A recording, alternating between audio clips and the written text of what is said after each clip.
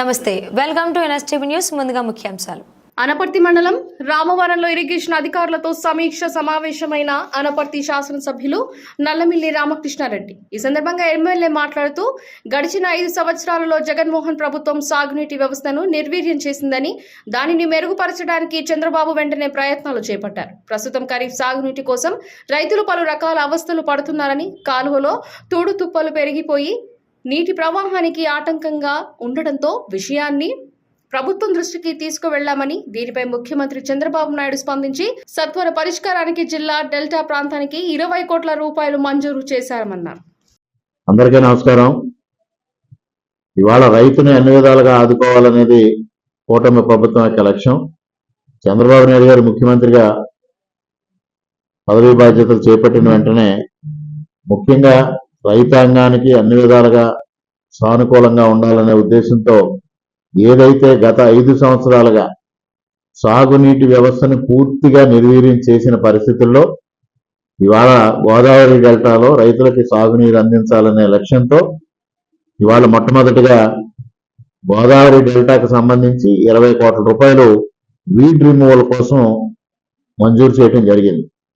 మరి ఇటీవల కాలంలో అనపర్తి నియోజకవర్గంలో మరి ఏ విధంగా వీడ్ రిమూవల్ చేశామనేది అందరూ చూశారు.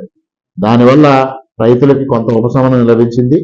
ఇప్పుడు అనపర్తి నియోజకవర్గంలో దాదాపు కాకినాడ కెనాలు, సామర్లకోట కెనాల్ అంటే నల్ల కాలువ, ఎర్ర కాలువగా పీల్చబడే 2 కాలువల్లో దాదాపు 100 కిలోమీటర్ల మేరకు వీడ్ రిమూవల్ చేయడం జరుగుతుంది.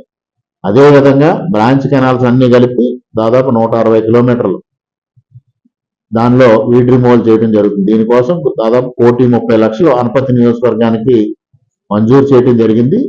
ఒక వారం రోజుల్లో పనులు మొదలుపెట్టి వాటిని వేగవంతంగా పూర్తి చేసి రైతులకి సమృద్ధిగా సాగునీరు అందించడానికి కృషి చేయడం జరుగుతూ ఉంది. అదేవిధంగా అనేక చోట్ల స్లూయిస్లు పాడై కొన్ని ఇబ్బందికరమైన పరిస్థితులు, షట్టర్స్ పాడయి ఉన్నాయి. అవన్నింటినీ కూడా త్వరితగతిని చేయాలనే ఉద్దేశంతో నియోజకవర్గం వారీగా ఇవాళ సమీక్ష చేసి రేపు సోమవారం నాడు దానికి కూడా నిధులు మంజూరు చేయడానికి ప్రభుత్వం సిద్ధంగా ఉంది. దాన్ని కూడా తొందరలోనే టేకప్ చేసి ముందు ఇమీడియట్ గా గోదావరి డెల్టాలో సాగునీరుకి సంబంధించి ఇబ్బందులు తొలగించడానికి ప్రభుత్వం కృషి చేస్తుంది. అదేవిధంగా మరి గత 5 సంవత్సరాలుగా చూస్తే కనీసం కాలువల్లో ఉన్న వీడ్ రిమూవల్ కానీ, సిల్ట్ రిమూవల్ కానీ ఏదీ చేయకుండా సాగునీరు అందకుండా రైతాంగాన్ని తీవ్రమైన ఇబ్బందులకు గురి చేశారు. ఇక్కడ ఉన్న స్థానిక శాసనసభ్యుడైతే కనీస అవగాహన లేకుండా సాగునీటి సమస్యలపైన కానీ, రైతాంగ సమస్యలపైన కానీ కనీస అవగాహన లేకుండా ప్రవర్తించడం జరిగింది. ముఖ్యంగా కిందన టైలండ్ ఏదైతే పెదపూడి మండలం ఉందో, పెదపూడి మండలంలో అనేక సమస్యలు ఉన్నాయి. ముఖ్యంగా ఏదంటే అచ్యుతాపురం గ్రామం ప్రాంతంలో ఏదైతే అక్కడ డ్రైను అక్కడ కూడా వీటి పెద్ద ఎత్తున పేరుకుపోయి ఉండడం, అదేవిధంగా మేడ లైన్ కన్స్ట్రక్షన్ వల్ల అక్కడ కొంత ఇబ్బందులు ఏర్పడడం, అవన్నింటినీ కూడా తొలగించడం జరుగుతుంది. ఏదైతే అక్కడ డ్రైనేజ్ ఉందో దానికి కూడా అచ్యుతాపురం డ్రైన్ దగ్గర 2 డ్రైన్స్ కలుపుతున్న నేపథ్యంలో అక్కడ కూడా వీడ్ రిమూవల్ కి ఫండ్స్ శాంక్షన్ చేయడం జరుగుతూ ఉంది.